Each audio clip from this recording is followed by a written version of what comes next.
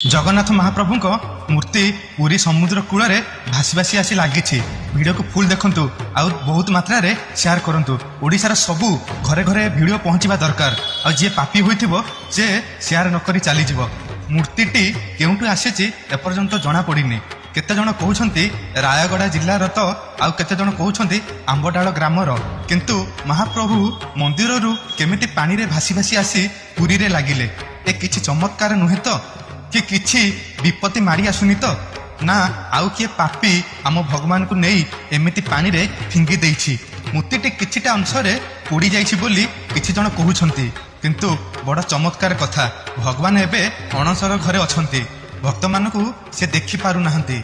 से कौन एमिति रूप रे भक्त मानक पाखकु आसीछंती कि कमेंट रे शेयर जणैबे। जगन्नाथ को भल पाउथिले निश्चिंत ए वीडियो को सबुआडे शेयर करिवे।